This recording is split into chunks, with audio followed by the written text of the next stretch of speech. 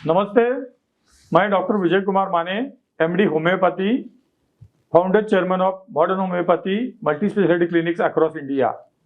आज हम हृदय रोग के बारे में बात करने जा रहे हैं। हृदय रोग यानी कि हार्ट डिसीजेस। हार्ट डिसीजेस ज़्यादा कॉमन है क्योंकि पोस्ट कोविड एरा में बहुत से ऐसे रुग्ण पाए जा रहे हैं जिनको मैसिव हार्ट अटैक आ रहा है और लोग चले जा रहे हैं। उसका एग्जैक्ट कारण मालूम नहीं है, लेकिन लोग ऐसे बोलते हैं कि कोविड में लोगों ने कोविड के लिए जो वैक्सीनेशन ले लिया उसके कारण ऐसा हो रहा है। ऐसे बहुत से लोगों की मान्यता है, लेकिन उसके लिए प्रॉपर एग्जामिनेशन और केस स्टडी करने की ज़रूरत है। बहुत से यंग लोगों को क्यों हार्ट अटैक आ रहे हैं, लोग क्यों चले जा रहे हैं, ये देखने की बहुत ज़्यादा ज़रूरत लग रही है। क्योंकि पूरे विश्व में अभी कार्डियक अरेस्ट की वजह से होने वाली डेथ या हार्ट अटैक की वजह से होने वाली डेथ बहुत बड़े पैमाने पे बढ़ गई है। हम जानेंगे कि हृदय की कौन कौन सी कॉमन बीमारियां हैं। तो फर्स्ट एंड फॉरमोस्ट बीमारी जो है उसको बोलते हैं कोरोनरी आर्टरी डिसीज। मतलब जो हार्ट के 3 धमनियां होती है, वो धमनियों में या आर्टरी में ब्लॉकेजेस होते हैं और उसकी वजह से लोगों को हार्ट अटैक आता है। मतलब हार्ट की सप्लाई बंद हो जाती है, उसके वजह से हार्ट बंद हो जाती है और लोग चला जाता है, उसको हार्ट अटैक आता है और वो पेशेंट चला जाता है। बहुत बार मैसिव हार्ट अटैक आता है, मतलब तीनों धमनियों में जब ब्लॉकेजेस होती है तो हृदय का जो ब्लड सप्लाई होता है वो बंद होता है और लोगों को हार्ट अटैक आ जाता है। दूसरी बात एक है, बहुत कॉमन डिसीज है हार्ट का, जिसको बोलते हैं रोमैटिक हार्ट डिसीज। मतलब वो रोमैटिक फीवर आ जाता है, जिसको आमवात बोलते हैं, जिससे जो जॉइंट्स है वो अफेक्ट हो जाते हैं। उसकी वजह से हार्ट भी अफेक्ट होता है और हार्ट के जो वॉल होते हैं वो वॉल खराब होते हैं। ये जो बीमारी है वो ज़्यादा करके बचपन में होती है और लोगों को ये बीमारी को बोलते हैं रोमैटिक हार्ट डिसीज या हृदय का आमवात। उसके वजह से हृदय की वॉल जो है वो खराब होना। तीसरी मोस्ट कॉमन बात है डायबिटिक कार्डियोमायोपैथी। डायबिटीज बहुत साल से है, तो एक तो हार्ट अटैक आने की मतलब कोरोनरी आर्टरी डिसीज होने की संभावना बहुत ज़्यादा रहती है। दूसरी संभावना है हार्ट की जो मसल्स है वो मसल्स खराब हो जाती है डायबिटीज बहुत साल होने की वजह से, उसको बोलते हैं डायबिटिक कार्डियोमायोपैथी। और एक कॉमन डिसीज है कंजेनिटल हार्ट डिसीज। जन्मजात लोगों में कंजेनिटली हार्ट में प्रॉब्लम होते हैं, झड़पों में होते हैं, या हेलोस्टेट्रोलॉजी बोल के वो एक बीमारी है।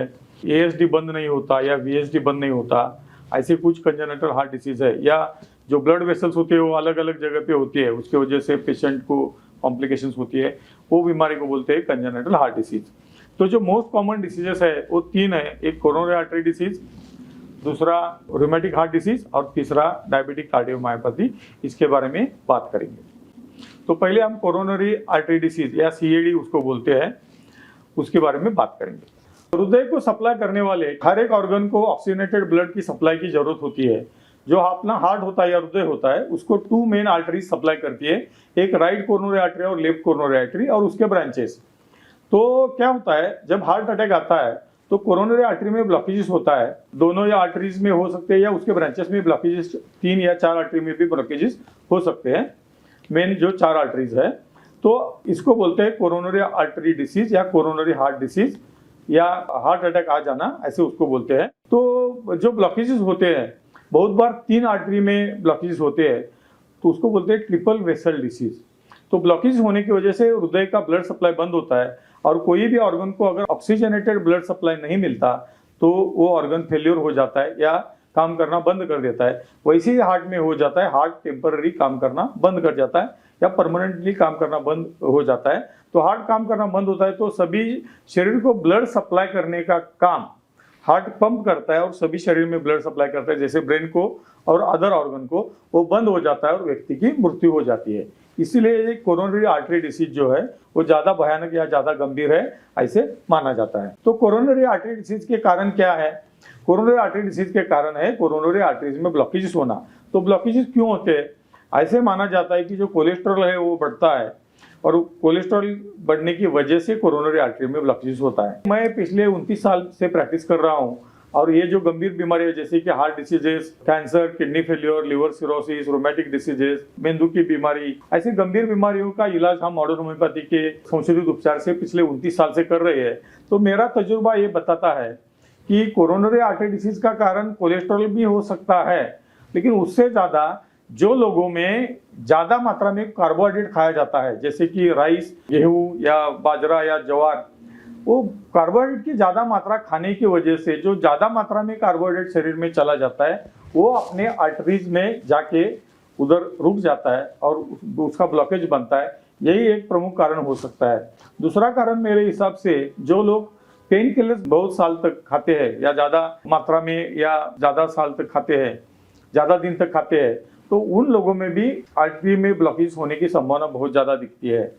बहुत से लोग एंटी एलर्जिक गोलियां या दवाइयाँ खाते हैं एलोपैथी की, उसमें भी मैंने पाया है कि आर्टेरियल ब्लॉकेजेस ज़्यादा मात्रा में है। जो लोग एक्सरसाइज प्रॉपर नहीं करते, जिनके खाने में स्वीट्स की मात्रा या कार्बोहाइड्रेट की मात्रा ज़्यादा रहती है, जैसे मैंने अभी बता दिया, कार्बोहाइड्रेट इनरिच्ड फूड जो है, जैसे कि गेहूँ, ज्वार, बाजरा, या स्वीट्स जो है, शुगर्स है, सभी फॉर्म के शुगर, या फ्रूट्स के शुगर है जिसमें हाई कंटेंट शुगर होता है, जैसे केला, चीकू, अनानास, जिसमें हाई मात्रा में शुगर होती है। ऐसे फल खाने से भी कार्बोहाइड्रेट बड़े पैमाने पे शरीर में जाता है और उसका रूपांतर वो फैट में होता है, या वो जो है फैट या जो ब्लॉकेज तैयार होते हैं वो आर्टरीज में जाके चिपक जाते हैं। कोरोनरी आर्टरी डिसीज के बाकी के कारणों में कुछ लोगों में खून की बीमारियां होती है जहां थ्रोम्बाइटिस होता है, कुछ लोगों में आर्टरीज की बीमारी होती है जहां सूजन आती है आर्टरीज के अंदर, वो एक कारण है। कुछ लोगों में थ्रोम्बोफ्लेबाइटिस होता है, वो एक कारण है। कुछ लोगों में प्लेटलेट ज़्यादा मात्रा में या कुछ लोगों में हीमोग्लोबिन बहुत ज़्यादा मात्रा में तैयार होता है, तो ऐसे लोगों में भी कोरोनरी आर्टरी डिसीज होता है। डायबिटीज है तो सबसे मेजर कारण है। कुछ लोग ज़्यादा स्मोकिंग करते हैं, तो स्मोकिंग की वजह से भी आर्टरीज में थ्रोम्बोसिस मतलब ब्लॉकेजेस तैयार होने की संभावना बड़े मात्रा में बढ़ती है। कुछ ऐसे ड्रग्स है, वो ड्रग्स की वजह से भी थ्रोम्बोफ्लेबाइटिस या थ्रोम्बोसिस होता है और आर्टरीज में ब्लॉकेजेस तैयार होते हैं। बहुत लोगों में पर्याप्त नींद नहीं लेते, वो ऐसे लोगों में भी ब्लॉकेज होने की संभावना बड़े पैमाने पे होती है। कुछ लोगों में उच्च रक्तदाब होता है, उसके वजह से भी आर्टरीज में ब्लॉकेज हो जाते हैं। धूम्रपान करने वाले लोगों में भी ब्लॉकेजेस हो जाते हैं। जो तंबाकू का ज्यादा पैमाने पे सेवन करते हैं उनमें भी हो जाते हैं। लोग दुर्लक्ष करते हैं। एक सिम्टम रहता है कि लेफ्ट साइड में हार्ट के रीजन में पेन होते हैं और वो पेन या दर्द लेफ्ट हैंड में या लेफ्ट मिडल फिंगर या छोटा फिंगर जो होता है लेफ्ट हैंड का, उधर तक चला जाता है। उसको एंजाइना पेक्टोरिस ऐसा बोलते हैं। तो लोगों को लगता है कि शायद ये एब्डोमिनल डिस्कम्फर्ट से या अपचन की वजह से हुआ, ऐसा लोगों को लगता है। बहुत बार जी मचलना, नौशिया आना, लेफ्ट साइड में दर्द हो जाना, कुछ बार छाती मतलब चेस्ट में कंजेशन होना, ऐसा कुछ वजन रखा ऐसे लगना, ऐसे लक्षण भी हार्ट अटैक के रोगियों में दिखते हैं। तो ऐसे कोई लक्षण दिखते हैं तो उसके ऊपर दुर्लक्ष नहीं करना चाहिए, तुरंत रिपोर्ट करना चाहिए या अच्छा डॉक्टर है उनके पास जाना चाहिए और उसका प्रॉपर डायग्नोसिस करने की जरूरत पड़ती है। कुछ लोगों में उच्च रक्तदाब होता है, उसके वजह से भी आर्टरीज में ब्लॉकेज हो जाते हैं। धूम्रपान करने वाले लोगों में भी ब्लॉकेजेस हो जाते हैं। जो तंबाकू का ज़्यादा पैमाने पे सेवन करते हैं उनमें भी हो जाते हैं। बहुत बार अल्कोहलिक लिवर डिसीज होने की वजह से भी थ्रोम्बोसिस होने की संभावना ज़्यादा रहती है। ये कॉमन पॉजिटिव फैक्टर है। तो ये प्रिवेंट करने के लिए एक तो तंबाकू का मात्रा पूरी तरह सेवन बंद करना चाहिए, स्मोकिंग नहीं करना चाहिए, या वीड जैसा अगर हैबिट है तो वो छोड़ना चाहिए, और पर्याप्त मात्रा में एक्सरसाइज करना चाहिए। कम से कम 1 घंटा हर रोज वजन कम रखना चाहिए, और सबसे महत्वपूर्ण बात है कि डायबिटीज कंट्रोल में रखना चाहिए। अगर ऐसा कर सकते हो तो कोरोनरी आर्टरी डिसीज होने की संभावना बड़े पैमाने पे कम होती है। अगर होता ही है तो मॉडर्न होम्योपैथी के पास आना चाहिए। मॉडर्न होम्योपैथी के पास उसके लिए पर्याप्त उपचार अवेलेबल है। तो कोरोनरी आर्टरी डिसीज के सिम्टम बहुत बार सिम्टम निर्माण नहीं होते या लोग दुर्लक्ष करते हैं। एक सिम्टम रहता है कि लेफ्ट साइड में हार्ट के रीजन में पेन होते हैं और वो पेन या दर्द लेफ्ट हैंड में या लेफ्ट मिडल फिंगर या छोटा फिंगर जो होता है लेफ्ट हैंड का, उधर तक चला जाता है। उसको एंजाइना पेक्टोरिस ऐसा बोलते हैं।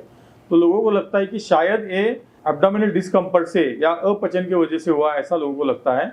बहुत बार जी मचलना, नौशिया आना, लेफ्ट साइड में दर्द हो जाना, कुछ बार छाती मतलब चेस्ट में कंजेशन होना, ऐसा कुछ वजन रखा ऐसे लगना, ऐसे लक्षण भी हार्ट अटैक के रोगियों में दिखते हैं। तो ऐसे कोई लक्षण दिखते हैं तो उसके ऊपर दुर्लक्ष नहीं करना चाहिए, तुरंत रिपोर्ट करना चाहिए या अच्छा डॉक्टर है उनके पास जाना चाहिए और उसका प्रॉपर डायग्नोसिस करने की जरूरत पड़ती है। कोरोनरी आर्टरी डिसीज का डायग्नोसिस कैसे करें, इसके बारे में हम बात करेंगे। कोरोनरी आर्टरी डिसीज का डायग्नोसिस, अगर ऐसे सिम्टम दिखते हैं तो आप मॉडर्न होम्योपैथी के पास आएंगे तो भी हम डायग्नोसिस कर सकते हैं, या किसी कार्डियोलॉजिस्ट के पास जाके डायग्नोसिस करके आएंगे तो भी चल सकता है। उसके लिए पहले ईसीजी निकालने की जरूरत पड़ती है, इसको बोलते हैं इलेक्ट्रोकार्डियोग्राम। इलेक्ट्रोकार्डियोग्राम करने के बाद भी अगर उसके वेव्स में कोई प्रॉब्लम आता है तो उससे भी हार्ट अटैक आया है या हार्ट में कोई प्रॉब्लम है या ब्लॉकेज है, उसका एक प्राइमरी डायग्नोसिस हो सकता है। वैसे आशंका आई तो ट्रेडमिल टेस्ट नाम की एक टेस्ट होती है, वो टेस्ट करने की जरूरत पड़ती है। तीसरी बात, अगर उसमें ट्रेडमिल टेस्ट में चेंजेस दिखते हैं, वो मशीन के ऊपर दौड़ने के लिए बोलते हैं और तब वो ईसीजी निकालते हैं, उसमें अगर चेंजेस आते हैं तो आपको एंजियोग्राफी करने का सलाह दिया जाता है। एंजियोग्राफी करके शरीर में एक डाई इंजेक्ट किया जाता है, वो जब हार्ट के वेसल्स में जाता है तो उसमें ब्लॉकेज दिख जाते हैं। कंप्यूटराइज्ड टोमोग्राफी करने का सलाह भी दी जाता है, एमआरआई करने की भी सलाह दी जाती है। और हार्ट का अगर फेलियर हुआ है, हार्ट अटैक मतलब कोरोनरी आर्टरी डिसीज छोड़ के बाकी कोई बीमारियां जैसे कि रोमेटिक हार्ट डिसीज है, या पेशेंट को हार्ट अटैक पहले आया है और हार्ट का नुकसान हुआ है ऐसा लगता है, मतलब मायोकार्डियल इंफार्क्शन है ऐसा लगता है, तो 2D इकोकार्डियोग्राफी करने की या कंप्यूटराइज्ड टोमोग्राफी करने की या एमआरआई हार्ट करने की सलाह दी जाती है, उससे भी पता चलता है। अगर ईसीजी में चेंजेस दिखते हैं या 2D इको में चेंजेस दिखते हैं या ट्रेडमिल टेस्ट में चेंजेस दिखते हैं तो तुरंत ट्रीटमेंट की जरूरत होती है। ऐसे केस में ज़्यादा टाइम गंवाना अच्छी बात नहीं है। कन्वेंशनल एलोपैथी ट्रीटमेंट में एंजियोप्लास्टी की जाती है और हार्ट में जो ब्लॉकेजेस होते हैं कोरोनरी आर्टरीज में, उसमें स्टेंट बिठाया जाता है। मेश लाइक स्टेंट होता है, उससे पहले बलून एंजियोप्लास्टी की जाती है, मतलब एक बलून उधर इन्फ्लेट किया जाता है, उसके वजह से जो आर्टरीज की साइज कम होती है, जब ब्लॉकेज जिधर है तो थोड़ा बड़ा होता है और उसमें स्टेंट बिठाया जाता है या मेश बिठाया जाता है।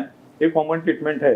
कोरोनरी आर्टरी डिसीज के जब माइनर मात्रा में होता है तो जो बीटा ब्लॉकर्स ड्रग होते हैं, मेटाप्रोलोल या एसोप्रोलोल या एटेनोलोल, ऐसे ड्रग से भी वो ट्रीट किया जाता है। जब हाइपरटेंशन हो या उधर ब्लॉकेजेस है तो उससे हार्ट की जो अरुंद हुई धमनियाँ थोड़ी रुंदा होती है, उससे हार्ट अटैक आने की संभावना कम हो जाती है। तो ये तो कन्वेंशनल ट्रीटमेंट के बारे में हमने देख लिया। मॉडर्न होम्योपैथी से हमने ऐसा पाया है कि जो लोगों में ट्रिपल वेसल डिसीज है या कुछ लोग कोमा में चले गए थे हार्ट अटैक की वजह से, ऐसे लोगों को हमने ट्रीट किया है और करीबन 3 से 6 महीने के बाद जो ब्लॉकेजेस होते हैं हार्ट की धमनियों में, एक तो पेशेंट को ट्रिपल वेसल डिसीज था, जब हमारे पास आया तो कोमा में था। एलोपैथी के लोगों ने नकार दिया था कि अभी कोई ट्रीटमेंट नहीं हो सकती क्योंकि पेशेंट कोमा में चला गया था। तो हमने ट्रीट करने के बाद वो पेशेंट तीसरे दिन जाग उठा और जब 1 महीने के बाद एंजियोग्राफी की तो 96% ऐसे ट्रिपल वेसल में ब्लॉकेज पाए गए थे। तो हमने उसको एंजियोप्लास्टी करने के लिए मना कर दिया और हमने ट्रीट कर दिया। तो 6 महीने के एंजियोग्राफी के रिपोर्ट में ये पाया गया कि उसके पूरी तरह ब्लॉकेज चले गए। तो जो पेशेंट में सर्जरी नहीं होती या क्रिटिकल कंडीशन में हमारे पास आए थे, ऐसे लोगों के हमने ट्रीट किया है और उनमें अच्छा सक्सेस रेट हमने पाया है।